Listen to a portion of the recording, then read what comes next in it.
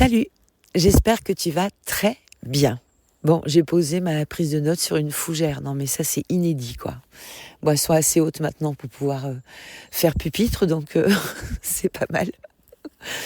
Je mettrai la photo sur Instagram.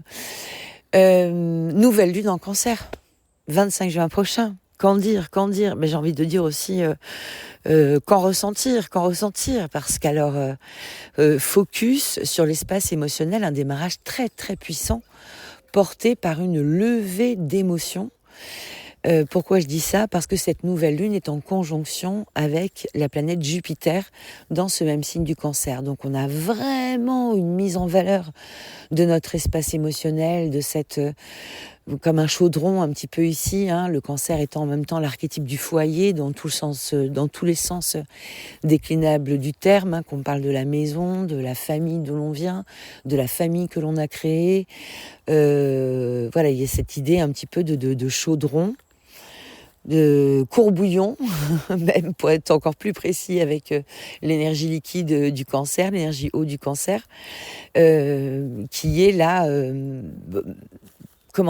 proposant, non ça va pas, enfin bref, qui vient donner une dynamique bien particulière pour mettre en évidence les émotions présentes dans ce courbouillon-là. Qu'est-ce qu'il y a ici? Donc bon, grande dynamique émotionnelle associée à une grande dynamique de commencement aussi, parce qu'on est en nouvelle lune. Donc nous commençons quelque chose qui est animé par l'énergie comme ça très émotionnelle, très liquide du Cancer. Et si on doit aller plus loin, on est aussi en train de parler du coup d'une hypersensibilité, d'une hyper-émotivité peut-être affleurante derrière cette dynamique de nouvelle lune. Alors hypersensibilité, qu'est-ce que tu captes de plus aussi ? Qu'est-ce que tu es en train de capter de plus? Parce que Cancer, ça capte, hein, c'est la lune, hein, donc dans l'archétype. Hein, donc la lune capte la lumière du soleil. Donc c'est aussi la proposition de capter beaucoup plus de choses, émotionnellement, sensitivement parlant. Donc ça, c'est très très intéressant. Et on va le poser là, ici. Pourquoi c'est très intéressant? Parce que l'émotion, c'est ce qu'on disait au dernier apéro papote, mais émotion, ça vient de emovere en latin, qui signifie mettre en mouvement. À chaque émotion que nous vivons à l'intérieur de nous correspond une charge hormonale de notre corps, mais quelle que soit la dynamique émotionnelle. Toutes les dynamiques émotionnelles sont orchestrées en arrière-plan ou en avant-plan, qui de l'œuf ou la poule, hein, c'est toujours la même question, par une salve hormonale. Il se passe quelque chose sur le plan de notre corps à chaque type d'émotion, heureuse, agréable ou désagréable. Hein. Et ces émotions, elles sont là pour préparer notre corps en fait au pas suivant. Je vais prendre l'exemple de l'adrénaline qui, quand on ressent l'émotion de peur, l'adrénaline monte et l'adrénaline est là pour préparer notre corps à la réponse à la peur, donc au combat, à la course. Bref, à tout ce que nous pourrons trouver pour nous défendre, parce que archétypalement, l'adrénaline, elle sert vraiment à ça. Le corps, il attend ça comme type d'action, quoi. Donc, je l'ai dit sans le dire, mais à chaque fois que nous traversons une émotion, notre corps traverse un espace hormonal aussi, lequel espace hormonal notre corps et notre émotion attendent de nous une action. C'est-à-dire que tout notre processus se prépare à un mouvement. Et 9 fois sur 10, quand on a une montée d'adrénaline en voiture, parce qu'on est dans les embouteillages, par exemple, la seule action à faire, c'est, et ça sert à rien, c'est klaxonner. Mais 9 fois sur 10, on est tous en train de prendre sur nous, de respirer, etc.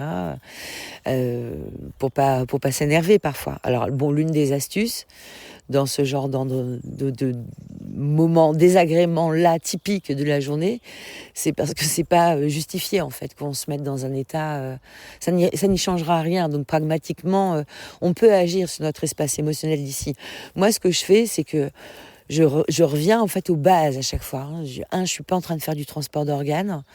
Donc c'est pas grave si j'ai 5 ou 10 minutes de retard, ça va aller. Et puis tant que je suis arrêtée, je vais regarder autour de moi. Qu'est-ce qu'il y a de joli par ici, quoi. Bon, voilà pour une astuce, ce qui permet d'aller en amont même de l'enclenchement d'une montée d'adrénaline. Mais sinon, si on laisse monter l'adrénaline et qu'on peut pas faire de mouvement après, qu'est pas ça, quoi. Donc on se dissocie en fait de notre corps, notre esprit, la demande hormonale, tout est complètement désaccordé. Il y a pas d'harmonie.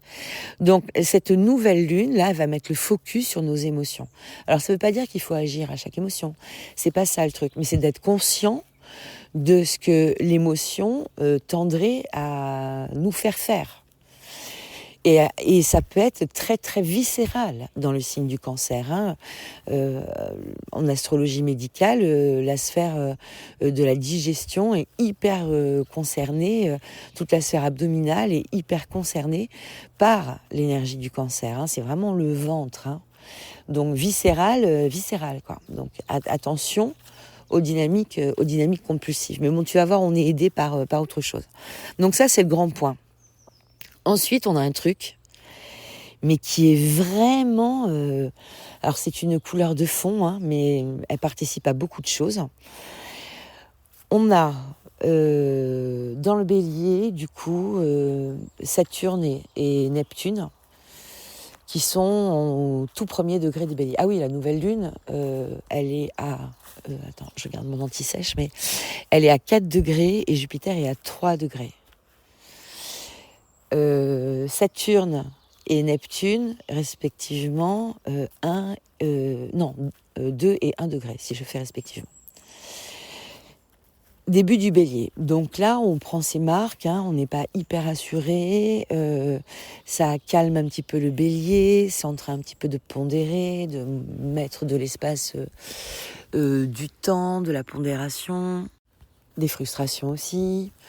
C'est je vais dire c'est que le début, pas que pour les frustrations, mais ici il y a quelque chose qui est en train de se passer qui se tempère un petit peu là, qui me propose de prendre son temps là où on pouvait être un petit peu rapide aussi. Puis de toute façon, si on n'est pas d'accord avec le fait de prendre son temps, il y a un truc qui s'impose aussi quelque part. On n'y voit pas très clair, hein.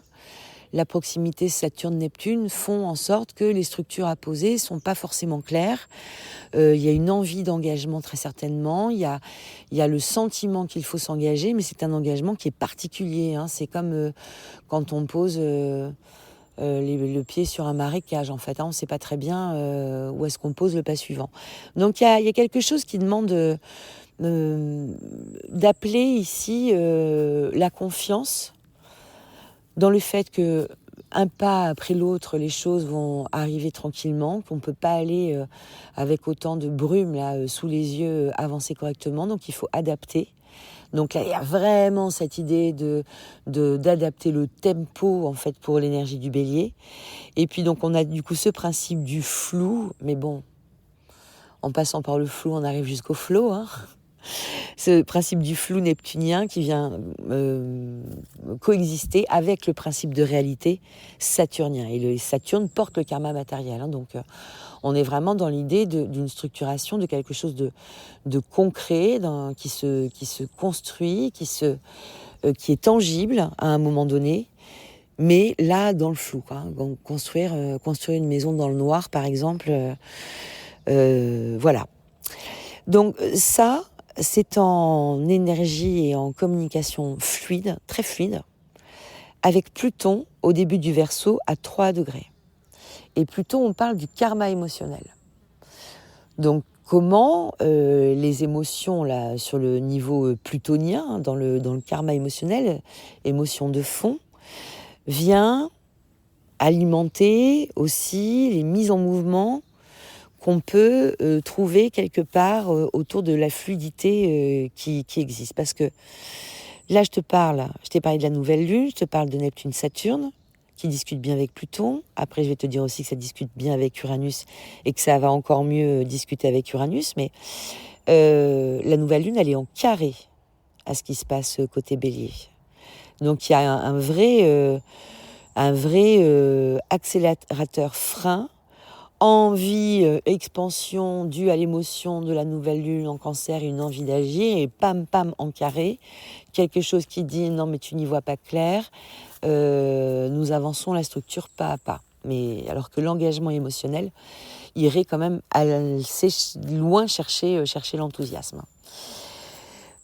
Heureusement, oui et non, ça va dépendre de la personnalité de chacun, mais on a Mars qui vient de passer en Vierge et qui est là quand même pour pondérer, anticiper et aussi gérer des actions de façon très pragmatique et organisée. Tant mieux, parce que c'est quasiment une énergie de rentrée dans ce Mars en Vierge comme ça.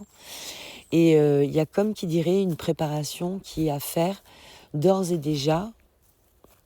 Je sais qu'il y en a déjà qui vont tordre le nez, mais une préparation de la rentrée qui est à faire dès maintenant en fait. Alors oui, ça fait pas triper, ça nous éloigne quand même un peu de l'idée des barbecues, paillettes, ciel bleu, qu'on aime vivre dans ces moments-là. Mais en même temps, pas nécessairement, ça n'empêche pas de composer avec les deux. C'est lâcher la main sur l'organisation sous prétexte de vacances pourrait être une idée discutable en fait. Il y a comme un fil rouge qui est à maintenir pendant cet été, qui n'est pas forcément pénible à tenir, mais sur lequel il faut rester engagé, puis il est possible que parfois ça nous casse quand même un petit peu les pieds. Pourquoi je dis ça ? Parce que dans le même temps, pourquoi ce fil rouge il est important ? Parce que dans le même temps, on a Uranus qui est à 29 degrés du Taureau et qui est dans la pleine expression en fait du chaos ici. Donc dans tout ce qui se passe d'inattendu, alors météorologiquement parlant, Uranus c'est quand même du goût de tout ce qui est tempête, tremblement de terre, orage incroyable. Il est quand même un petit peu toujours sur cette vibration-là. Là, il est à 29 degrés du Taureau, donc toute la dynamique en fait des ressources va devenir de plus en plus saillante. Et le 7 juillet, il va basculer dans l'énergie des Gémeaux. Et il va certainement venir à ce moment-là, comme un chien dans un jeu de quilles, dans un jeu de communication qui est déjà super compliqué, dans la dynamique collective et internationale. Je ne vais pas rentrer dans les détails, si tu as suivi les actualités ces derniers temps, peut-être que tu as senti aussi ce terrible chaos qui monte d'un côté. Moi, je t'engage à rester dans cette idée de ton bien-être et la recherche de ton bien-être émotionnel. En fait, paradoxalement, mais tu vas voir que c'est pas si paradoxal que ça, cette nouvelle lune-là, elle nous emmène un peu vers un repli stratégique assez auto-centré vers le ventre, du coup. Tu vois, comme ce que je disais un peu plus haut. Donc, on va suivre la métaphore, mais un petit peu à regarder notre nombril. Et en soi, l'idée de regarder son nombril, elle est plutôt intéressante dans la mesure où, justement, il y a un potentiel aussi de voir des choses, mais sur soi, par conséquent, qui sont à traiter et à guérir, à clôturer. Pourquoi dans ces termes-là ? Parce que Jupiter, c'est aussi le grand guérisseur du zodiaque. Il est considéré aussi comme une forme de médecin du zodiaque. Donc il vient aussi penser des blessures ici qui ont peut-être été très compliquées de voir jusqu'à présent. Mais là, on a une opportunité de soutien et de guérison, de profonde compréhension et de resignification émotionnelle de certaines blessures au niveau de nos êtres. Donc ça nous emmènerait un petit peu dans un scrutage du nombril. Et c'est bien parce que plus on va y voir clair en soi, plus notre dynamique d'exercice du discernement, et notamment pour pouvoir mener nos actions, Mars en Vierge, qui a besoin de ce discernement-là, plus nos dynamiques de discernement sur le monde qui nous entoure et sur ce dont on a besoin réellement, va être limpide. Ça va abaisser beaucoup d'enjeux. Cette dynamique-là permet d'abaisser en fait énormément d'enjeux. Et en abaissant les enjeux, on va aussi se retrouver avec une ouverture de regard un peu plus grande. Parce que chaque personne, entre guillemets, alignée en recherche de cohérence, en travail un peu comme ça de luminosité, d'éclaircissement de soi pour soi, diffuse une lumière qui va pouvoir aider d'autres personnes. Et c'est là où faut se mettre au boulot, entre guillemets. Pourquoi je dis faut se mettre au boulot? Parce que finalement, pour pouvoir sortir du sas nombriliste qui pourrait être préjudiciable en de nombreux points, et sur le premier point, le point de l'humanité, si tout le monde procède ainsi, on est sur des replis stratégiques en toute zone, et sur le plan international, ça parle de l'énergie du cancer, c'est l'énergie de la patrie aussi. Donc ça parle aussi d'un repli stratégique à l'intérieur de la patrie. Donc avec tout ce que l'on peut concevoir également comme idée. Donc elle a quelque chose qui peut être très sélective en fait, cette nouvelle lune en cancer. Et attention peut-être à la dynamique de sélectivité qu'elle opère ici. Et justement, travailler sur ses peurs, travailler sur ses blessures va permettre de mettre un petit peu à distance toute cette réactivité viscérale qui parfois nous emmène à des actions qui sont absolument pas prospères. Youpla boum, il fallait que je le place. Alors, ce Mars en Vierge là, pour l'instant, il est encore un peu taquiné par le carré à Uranus. Mais tranquillement, ça va se détendre. Et déjà, lorsqu'Uranus basculera en Gémeaux, Mars en Vierge sera hors de portée de l'aspect. Donc ça, c'est plutôt une bonne chose, parce que justement, c'est cette structuration, ce fil rouge d'Ariane que je t'explique, qui nous mène un peu jusqu'à la rentrée, dont il est question. Et c'est un fil rouge qui peut être tout à fait léger et pas du tout plombant. On a besoin de sortir aussi de nos schémas de compréhension, vacances, besoin absolument de faire une coupure. Attention à pas nous mettre dans des... Enfin, on peut avoir effectivement absolument besoin de faire une coupure, ça, il n'y a pas de souci. Mais si notre besoin de coupure, il est si intense, mais ça veut dire quoi de notre quotidien, en fait? Il y a quelque chose qui est curieux de l'idée même de notre quotidien. Ça veut dire que quelque part, sur notre quotidien, il y a tellement de contraintes, c'est tellement pesant, c'est peut-être même tellement vide de sens, que l'absolue nécessité de faire une coupure se fait sentir. Alors on peut avoir besoin de changer d'air, mais si on arrive dans ces extrêmes d'absolue nécessité, d'urgence même, ça interroge sur le quotidien qu'il y a en amont. Typiquement, moi, pour plein de raisons aujourd'hui, mais globalement, c'est un peu le truc que je ressens depuis longtemps. Je préfère partir peu, et peu de jours, plutôt que de partir de grand temps. Mais je préfère partir de façon un petit peu plus régulière. De la même manière que je préfère travailler tous les jours, parfois beaucoup, parfois moins, plutôt que de ne rien faire du tout une journée. Je trouve que c'est trop difficile de se remettre en route après. Donc j'adapte un petit peu les choses comme ça. Et pourquoi c'est important? Parce que quand c'est trop difficile de s'y remettre après, c'est là où on se met dans des énergies qui sont pas super intéressantes. On procrastine, on accumule des choses, ou alors on fait les choses mais avec force mauvaise humeur, parce que on pédale dans la semoule, on a, comme qui dirait, désappris certaines choses, et s'y remettre, c'est hyper sollicitant. Et quand on est comme ça, hyper sollicité, souvent on se décentre en fait.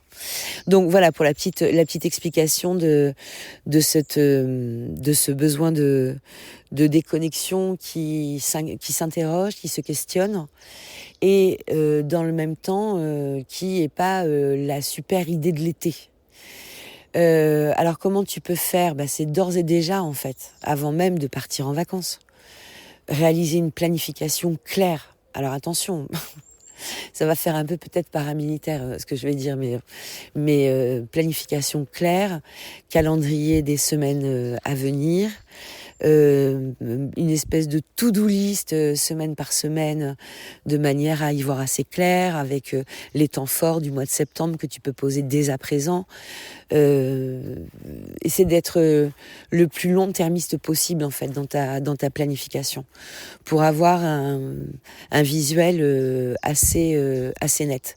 Alors il y a de fortes chances évidemment qu'entre ce que tu planifies aujourd'hui et ce qui se passera réellement, eh bien, il y aura un écart. Mais ça va te soulager quand même en termes de charge mentale. Donc, je t'encourage quand même vraiment à le faire. Parce que c'est pas du luxe. La charge mentale, ça pourrait être un point fort lorsqu'Uranus basculera en Gémeaux. On peut parler de ça quand même. On peut parler de disjonction sur le plan intellectuel, de tout d'un coup bugger, plus pouvoir encaisser quoi que ce soit. Donc ça se prévoit et ça s'anticipe. Et du coup, d'ores et déjà, avoir quelques guides-lignes bien pragmatiques, ça peut être une bonne chose. Parce que voilà, les difficultés de communication, les engorgements de réseau pourraient quand même se mettre dans le jeu à ce moment-là. Que te dire d'autre sur cette nouvelle lune ? Écoute, non, je pense que je t'ai pas mal... j'ai pas mal dressé le portrait. Je regarde mon truc. Ah oui, mais alors du coup, j'ai bougé ma prise de notes de la fougère et je pourrais pas prendre la photo. Donc, faut que je recommence. C'est aussi l'occasion avec Mars en Vierge là, de faire un peu un élagage énergétique aussi. De regarder ce qui te prend de l'énergie au sens propre comme au sens figuré pour pas grand-chose. Qu'est-ce qui te régénère, qu'est-ce qui te plombe au contraire, et de commencer à adapter un petit peu les choses en ce sens pour pas te retrouver avec, comme qui dirait, une consommation énergétique trop forte d'ores et déjà pendant l'été et encore plus après à la rentrée. Est-ce que je t'ai tout dit ? Néanmoins, non, tu me connais. Je ne sais pas être exhaustive et puis on peut jamais l'être. Il y a tellement de regards à déployer et à croiser que l'exhaustivité n'est pas de ce monde, qui est infini, comme nous le savons. Je te dis en tout cas à très vite et peut-être que d'ici là, je reviendrai pour parler un peu du solstice d'été. Je t'embrasse bien fort.